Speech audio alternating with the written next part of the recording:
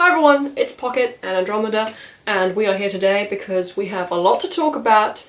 Last time I made a video, last time you saw me was in a box opening for my nude BJD, which is my Dolce Aramis, and it was very brief because the camera died very quickly, so I didn't get a lot of footage and I wasn't able to talk about him a lot. Which is sad, but never mind, eh? He did also arrive way earlier than I would have expected him to, so he arrived I think around the 10th of April, and I had expected him to arrive maybe in August this year, so I was a bit overwhelmed, a bit caught off guard really at that moment.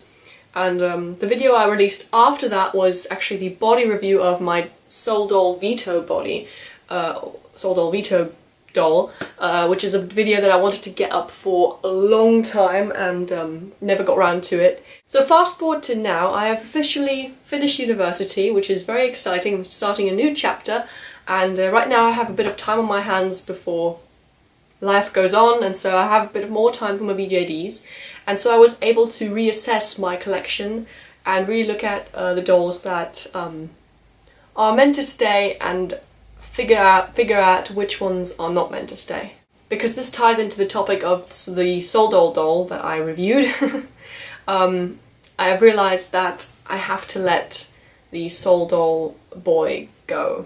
And my reasoning for that is that when I ordered him, I was still living abroad in England, and I was in a different place in my life, mentally, actually, overall.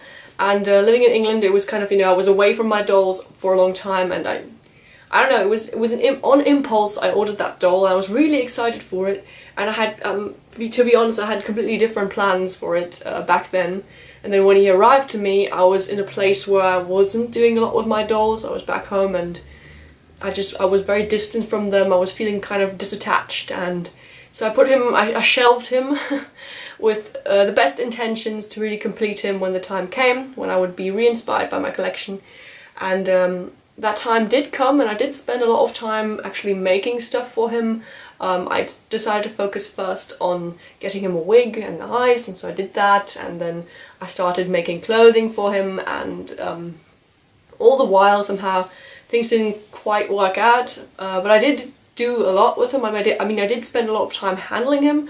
I made that video of his posing review, and I also restrung him, so that was all a lot of good time spent with a doll. But reflecting on it all, I realised that all the things that I still would have to do for him to really make him complete and to make him into what I want him to be, all those tasks kind of became more of a chore than a real drive to complete him, because when you have a doll you really want to be done with it at some point, and but you don't want the things that you do for it to be overwhelming or to be like uninspiring. And I felt really uninspired by him and decided it was time to move on, because with my Dolce Aramis I have now a complete collection, and with the SartoriaJ doll it would be one incomplete doll in a complete collection. So I don't know, he also doesn't fit in my collection.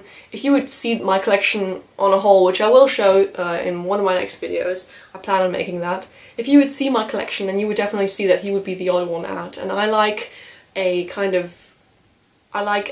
collection to look like everyone belongs together, and he just didn't belong. And I don't know, I don't want to sound like I'm looking for excuses to sell dolls. It's just I wanted to be understood that I was in a different place when I got the doll, and then I wasn't able to complete the doll while I was inspired by him, and then kind of my time with the doll kind of ran out. And it's unfortunate, but it does happen. I mean, I can't be the only one this happens to. But on the brighter side, I do have a complete Dolce Aramis now, and today I'm very proud to be able to show him. This is my new guy, and he is absolutely amazing. His name is Angus Brent, and he is a Dolce Aramis in Copper Oriental Skin. I got him this year. I ordered him last year in December, and I got him this year in April, so his the waiting time was pretty good, I'd say. It was pretty darn good for me, because I don't know, I was just busy with other things and then suddenly he was there. And with this doll, everything just kind of fit from the very beginning. I had like this look for him in my head already, everything already done, and when he came I was able to put him together very, very quickly. As you can see now, he already has everything. He's got an outfit, well, he's got pants and a shirt, and he's got a wig, and he's got a face up, and he's got eyes, and that is, for me, that just qualifies as complete. He's now actually, he also has shoes, but I'll get to them in a minute.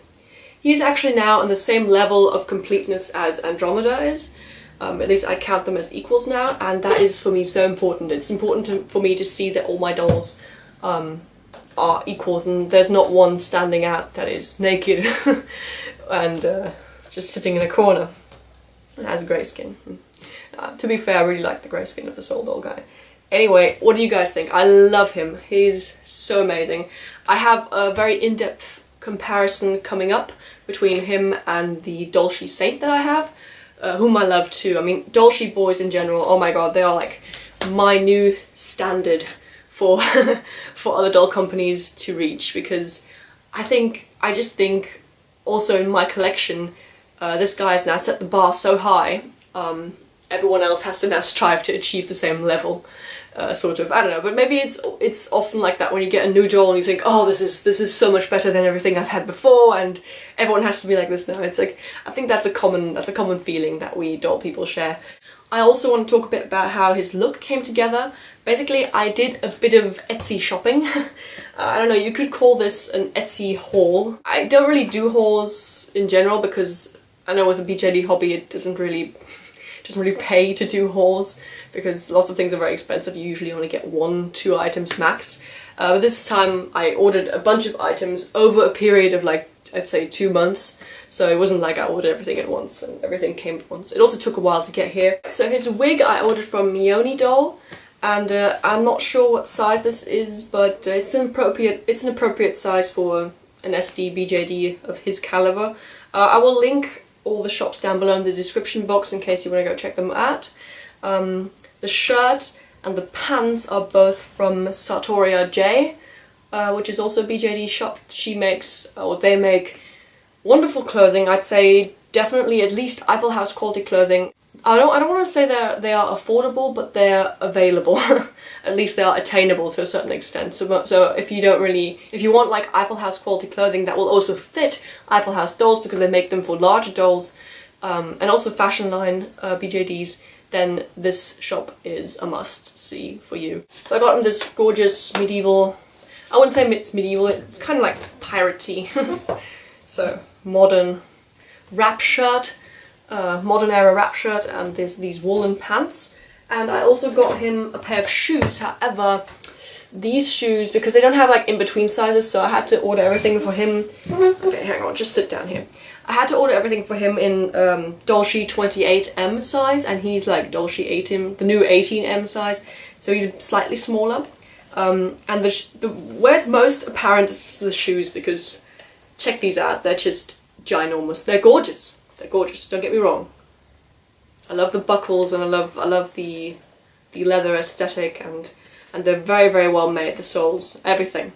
It's just, they're huge. He can wear them, but he just wobbles around a lot in them. So these are just going to be a temporary solution until I can find him shoes that actually fit his feet perfectly. Might take a while, but you know, for the record, he has shoes, and who knows, maybe one day I will own a Dolce 28M doll. I don't know. I really love Dolce boys.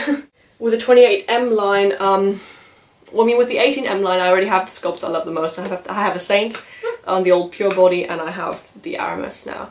Thinking back to when I first saw the David Kunchi, and thinking, wow, this is amazing. This is something big. I think I like Grand Philippe even more than David Kunchi, but I'm not sure. I actually prefer the other body, not the 28M body, but the not the Mystic body, the Arsene body. I actually prefer that one. If they could make the sculpts from the 28M line fit on the Arsene body, I'd be all game for that, because I think the Arsene body is aesthetically more pleasing than the 28M. But the 28M just looks like a middle-aged man. I mean, that's nothing wrong with that. I think that's quite nice, actually. Before I completely go off topic, I got one more thing from SartoriaJ. on Etsy, and it is this gorgeous, gorgeous jersey sweater, long sleeve top. It's very nice. This actually will fit fashion line House dolls and fashion line Dolce dolls.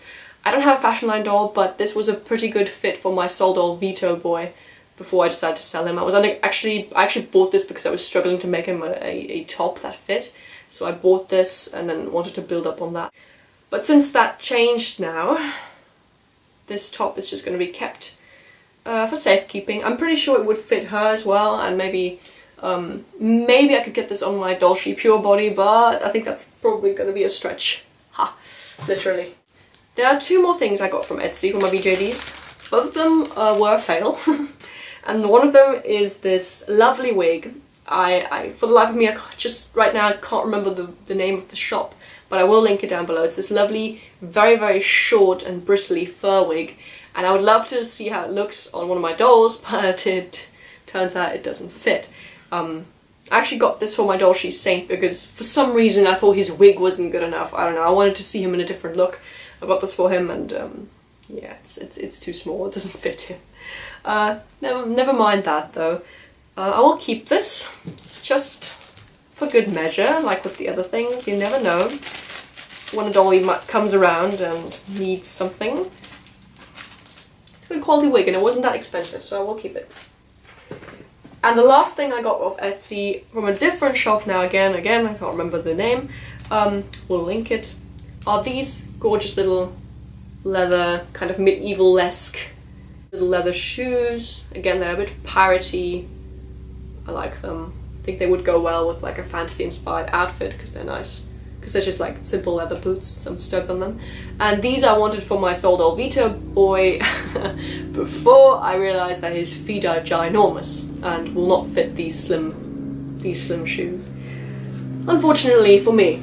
Anywho, so a few fails, a few wins, actually mostly wins in my book. And the last thing I wanted to show you guys, it's just a small little update, but still quite significant to me. You might remember this girl. Now this is my minifee Sion, my second minifee Sion, and she used to have blonde hair, and recently I did a wig trade with JNC Entangled, for whom I painted a minifee Lyria, and the minifee Lyria turned out quite pale, and she needed like a light wig. And then I said, why don't we see what it looks like if we put the blonde wig on her, and we did, and it turned out to look really, really good. So we decided to swap wigs, and I found this one for a little pouch here, and suddenly she just came together. I mean, I had her as a blonde in my head, set with this look, but with this wig, it's just everything, it just changed everything. Isn't that amazing? One tiny detail, and it can tie everything together or just completely change your perspective on a doll. Now the colour scheme works perfectly. She looks really witchy, but she also looks kind of shy and like introverted, and I don't know, she just looks great. It works way better with her hat now too. It's not as poofy as with the other one. I mean, I love that wig. That wig was gorgeous, really high quality fibre there too. And this one as well, this one is I think alpaca. And the other one was mohair, I'm not sure, because I don't know much about wigs, but this is just, I'm living for this girl here. And her eyes are purple, so it's just, everything is so perfect, and I'm purple today too.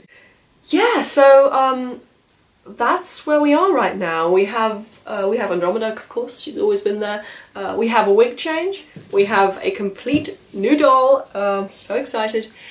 And actually we have a complete collection, and that is going to be the topic of one of my next videos. I'm going to talk in depth about having a complete collection and what that feels like, and kind of reflecting on my time in the hobby so far, because I realised this year, this year is going to be my 5-year doll hobby anniversary. I think it's appropriate and time to whip out all the dolls and see where we've been, and more importantly where we're going. But that concludes this video for today, a rather rambly little update video. I'd like to know from you guys, where are you at in the hobby right now? Lots of people are kind of taking breaks, and I think that's really good. I think it's good to recharge your batteries. Let me know how you guys are doing. And other than that, I hope you have a happy dolly day, and I'll talk to you soon. Bye!